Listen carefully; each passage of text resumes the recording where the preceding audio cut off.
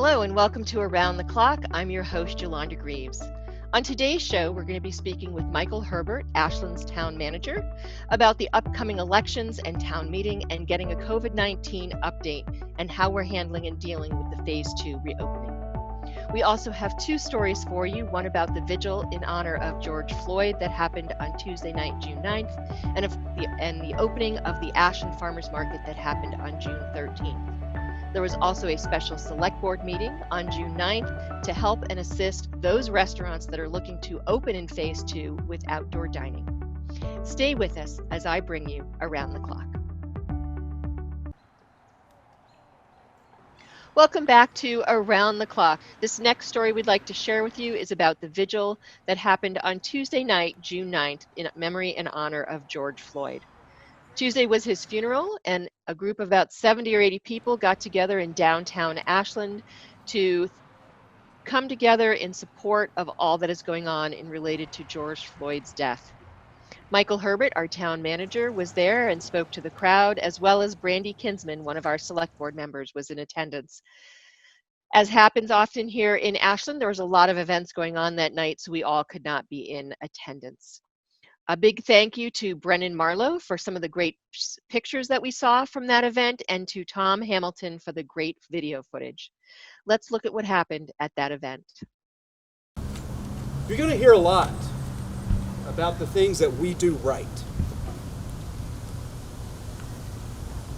Because there are going to be people who are uncomfortable with the idea of change. There are going to be people who are counting on us being uncomfortable with change. See, the status quo is systemic. It is part of our culture. The only way that we're going to get rid of that is through sustained effort. So when all the media goes away, when we're all going back to work, we're all going on with our lives, that's when we need to put forth that second effort. The only way that change happens is through sustained effort. And like I said, there are people in this country, in this state, and in this town who are counting on us not making that sustained effort. I promise you. I was talking to a couple of people today about this being organized, and they said, "Oh, it's only going to be a few people. I don't know if too many people are going to show up." I said, "No, I think you're wrong. I think there's going to be quite a few people." So probably about 7:15. I talked to that same person again, and he said, I'd say there's probably going to be like 25 people. I said, yeah, I think it's going to be a little bit more than that. And I got here, and there's got to be at least 75 people here that showed up, organized within a day, to advocate for change. I can't say it enough. It's going to take all of us. It's going to take you young folks, okay?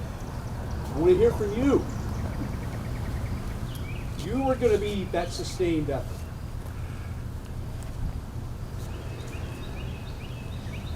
Let's not let this be the first and last vigil that we have.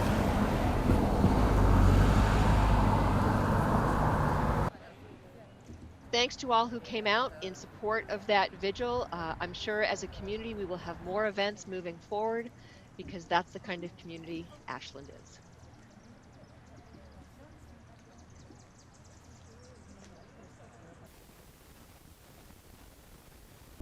Our next story here on Around the Clock is about a special select board meeting that happened during the day, also on Tuesday, June 9th.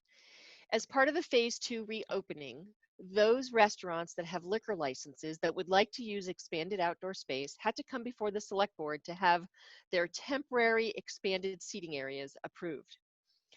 Through the work of our economic development department under the leadership of Beth Reynolds, the restaurants that needed to have those expanded liquor licenses were assisted in filling out the correct forms and applications. There were no extra fees for this. So at our meeting, we discussed 7 restaurants that are expanding their outdoor seating beyond either what they had originally or to have outdoor seating. So we approved extended outdoor seating for Erica's Restaurant, TJ's, and and Mazi. So that's the new restaurant that's not quite open yet, but should be soon. Then we had a few restaurants that don't have outdoor seating that got very creative. And that was Los Cabos over on Elliott Street and Ashland Ale House on Pond Street, Doragon Ramen, and Mexico City. All those restaurants now have outdoor seating capacity, so you can go enjoy your dinner while you're and not have to take it home. None of our Chinese restaurants decided to do this. Those restaurants that had outdoor seating already, so that would include Oregon Club, Stones, those 2 restaurants already had outdoor seating and they're not looking to expand. So they didn't have to get the special permission for a temporary expanded seating. It was a somewhat quick meeting. We had representation from all the restaurants that participated that wanted to extend their outdoor seating. So we are proud to say that we passed all of those. And now you can go outside and enjoy some wonderful outdoor dining at some of our great Ashland restaurants. It's election season here in Ashland, and in order to facilitate and help our viewers decide who they may want to vote for at the next town election, we have had a couple of forums and debates hosted here at WACA-TV. The first one was with Cesario Cantares from the Middlesex Daily News, and he had a discussion with the 2 select board candidates, Preston Crow and Steve Mitchell. On another night, we had our candidates forum, which is hosted by the Friends of the Ashland Public Library and the group We Love Ashland. And that forum was moderated by our own Makita Keegan. And again, you can see that information on our government channel if you want to watch the whole event. It was great both nights to hear the questions and to hear the debate and the discussion from all the candidates. At the candidates forum on Tuesday, June 9th, not only were it the contested races, so our select board race, but also some of the uncontested races, school committee, library trustees, planning board, and Board of Health. Those candidates also answered some questions and talked about why they are interested in running or continuing to run for their seats here in Ashland. Again, you can watch both of those full forums on the government channel. They will be running up until the election. It's election season here in Ashland, and in order to facilitate and help our viewers decide who they may want to vote for at the next town election, we have had a couple of forums and debates hosted here at WACA-TV. The first one was with Cesario Cantares from the Middlesex Daily News, and he had a discussion with the 2 select board candidates, Preston Crow and Steve Mitchell.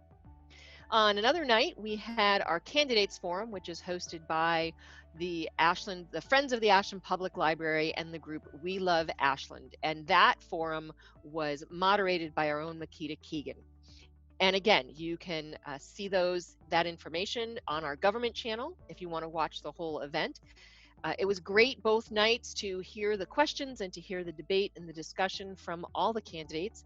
At the candidates forum on Tuesday, June 9th, not only were it the contested races, so our select board race, but also some of the uncontested races, school committee, library trustees, planning board, and Board of Health. Those candidates also answered some questions and talked about why they are interested in running or continuing to run for their seats here in Ashland. Again, you can watch both of those full forums on the government channel. They will be running up until the election.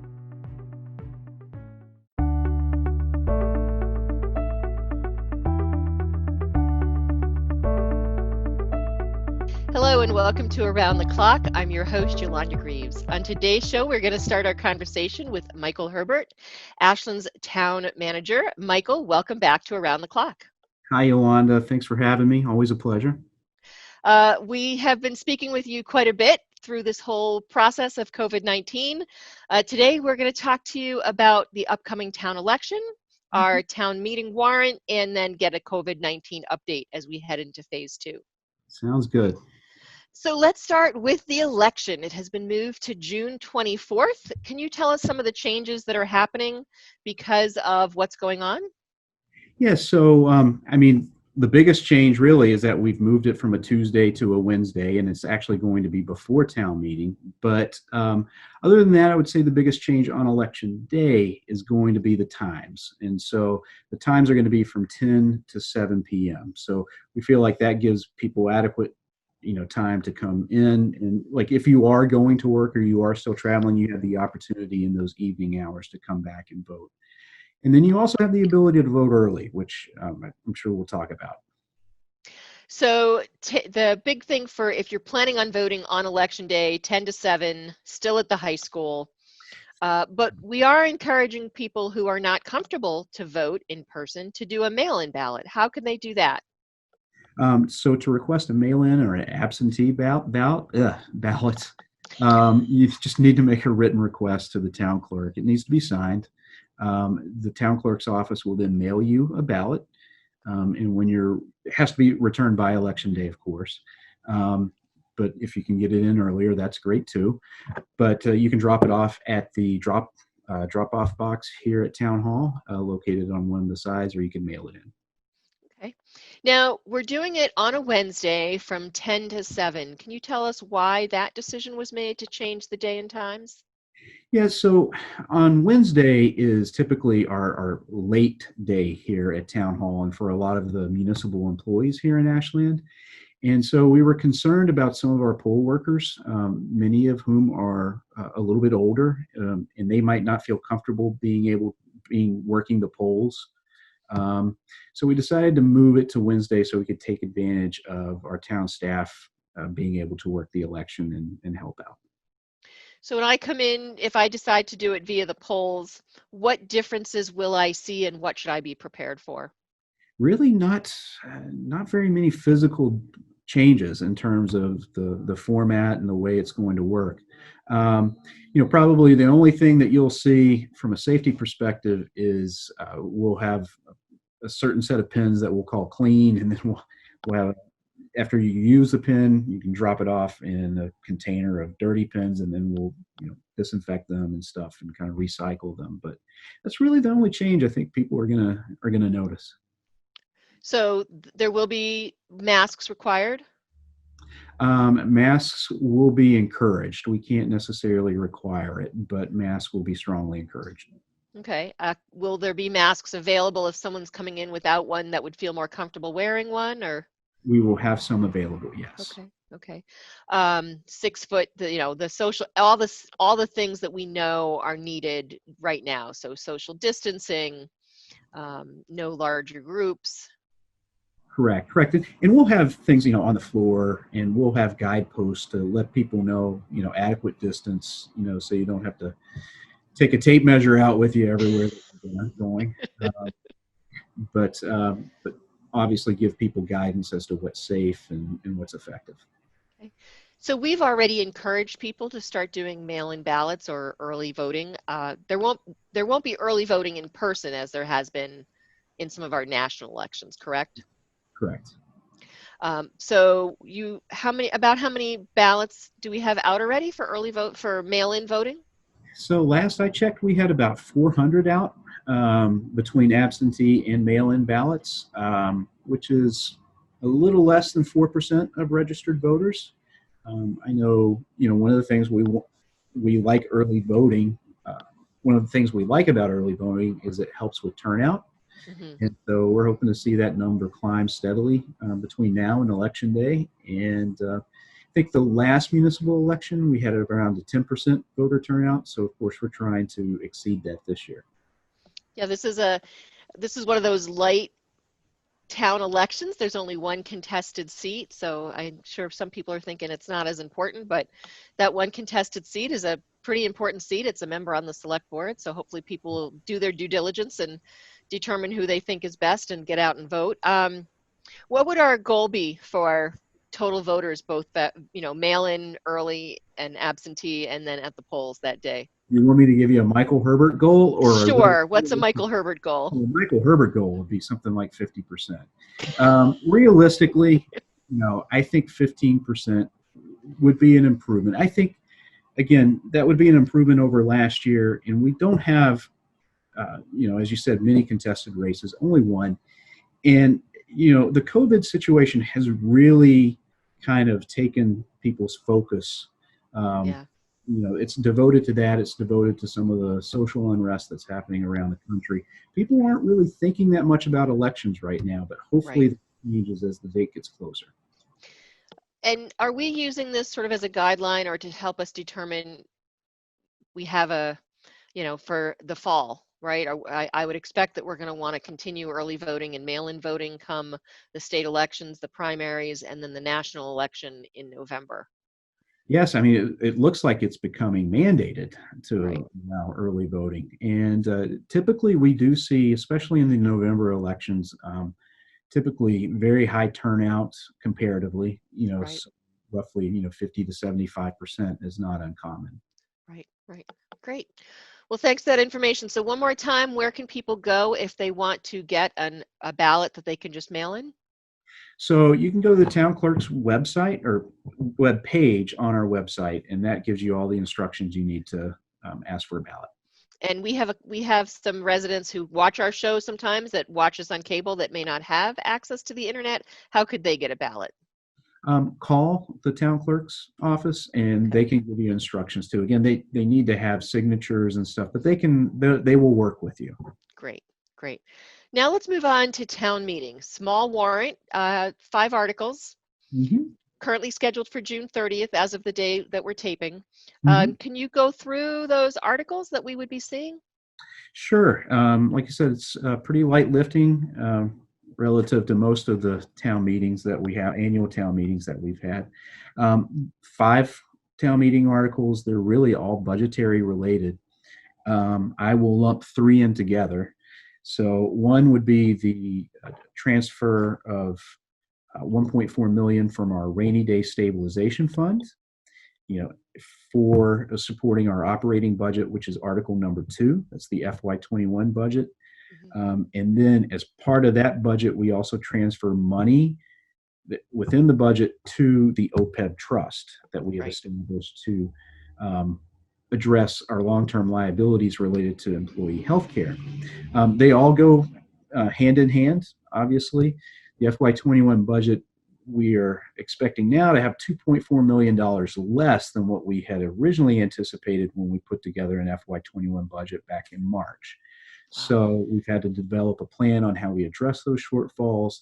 Again, a critical component of that is transferring money from our rainy day stabilization fund because, let's face it, it's a rainy day. Um, definitely. then the remaining $1 million, we are reducing budgets. The school budget's being reduced by 700,000, municipal departments by 300,000. Great, So great. those are the 3. And Okay. then the 4 and 5 if you want. Or Yeah, we why can, don't you just touch base on 4 and 5 so people are aware of what else will be voted on? yeah, 4 and 5, they're called the annual consent articles. Authorization of revolving funds, CPC, we have bond payments associated with previous CPC items that need to be authorized each year, and so that's part of the CPC consent article. Okay. So those are the articles, and I know you're going to be doing some your town manager forums to let people know if they have questions on Zoom. Um, what will look different when people come to town meeting? Well, unlike the election, town meeting is going to be a very, very different process. Hopefully, it will be simple and it will be clear, but there are going to be changes. First big change is that typically we hold annual town meeting in the high school auditorium. We are moving it to the high school gym. Also, usually when you go in to register, you have tables set up with people checking you in. This time we will be splitting it up into 2 separate lines, and you would go into the line that corresponds with the first letter of your last name. So like A through K would be on one side, and L through Z would be on the other side. People will have the opportunity to go check in. They'll be required to take, I don't know if you call a healthcare assessment or survey, which is necessary to make sure that, you're not sick. Right. And then you'll be escorted in to a seat that will be numbered. We'll take care of arranging all of that. And then to speak on the articles, or ask questions and debate the articles. Typically, again, in the auditorium, we have two aisles, and people have the opportunity to go to fill up the lines in each aisle. This time, we're only going to have one aisle allowed for speaking. We will still have two aisles, but one aisle will be allowed for speaking. There will be wipes there. And then after you're done speaking, we ask that you wipe the microphone and then walk in front and then use the other aisle to return to your seat. So that's, those are pretty much the major changes. At the end, instead of, when Adam, the moderator, gavels down as the town meeting is adjourned and everybody rushes for the doors, this time it'll be a much more systematic exit. And controlled exit, more like when you exit a plane. Exactly. So, because we don't want to have a lot of people congregating and bunched up at the exits, but it shouldn't take long. Okay, good. And the other change I know you had spoken about was that only registered voters will be allowed in the gymnasium, and those who are not registered will be going into overflow in the cafeteria. Is that still correct? Overflow setup. I think the moderator is at a point now where he is kind of struggling with the wisdom of that decision. So, I think, again, as of this taping, that is still correct, Yolanda, but okay. I would tell the audience to just pay attention and watch for any potential changes that might happen. Okay, because as we know, this is still all somewhat fluid, based on guidelines we're getting from the state, as well as decisions based on the numbers of the COVID cases and things like that. Yeah, it's been really difficult to stay ahead of this, only because the playing field that you're on changes almost every day. It was literally every day for the first couple of months. Now it's only like every 2 or 3 days, but it's like you said, it's very fluid. Everybody's trying to manage this the best that they can. We know people at home are managing it the best that they can. Same thing for municipal and state government. Great. Well, that leads right into our next follow-up on COVID-19 opening plans here in Ashland. What can people be seeing that's new and different from the initial stay-at-home order? Yeah, so we've gone into what's known as phase 2 and adopted the state's phase 2 approach with a few tweaks. First of all, people can now enjoy some of our restaurants and outside dining, and the select board voted to allow outdoor dining and made and allowed modifications to restaurants' floor plans based on that. So that's really exciting for a number of different reasons. I know the businesses are excited, but people are excited as well to finally get out and enjoy that. Right now, people are still able to enjoy our parks passively, what we call passive recreation. We will start to look at maybe in future phases allowing organized sports activities to happen. Currently, playgrounds are closed, but we do anticipate that to change probably within the next couple of weeks. The important thing, though, is that the bathrooms at like Kid Spot or the pavilion at the recreation center, or the community center, I should say, they will still be off limits because we just can't clean them the amount necessary for them to stay open to the public. Okay, good. Before we let you go, any other updates or things that are coming up that our viewers may be interested in knowing about? No, I think you touched upon, I will be doing a couple forums related to the warrant articles. And, as this is primarily a budget-driven warrant, we'll be spending a lot of time on the budget. I wanted to let people know, I talked about cuts. We're able to make these reductions without laying off anybody and without really reducing any services. Our employees have been great in terms of deferring a lot of their scheduled wage increases. It's the right thing to do, and I certainly want to express my appreciation for them to do that. But there's not going to be not going to be too many big changes from what the previous year was, or at least I should say increases. We'll have some decreases. So that's that's the general government side.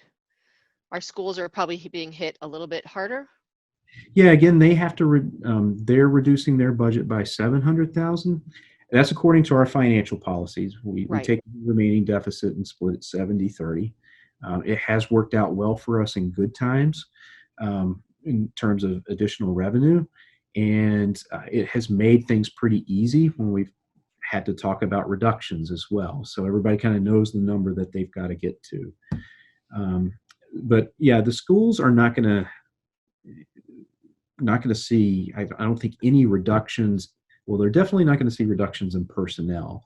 The way the services might be administered is, I think, still out there, still up for debate. Okay. That is one of those situations that is seemingly changing every day. Right.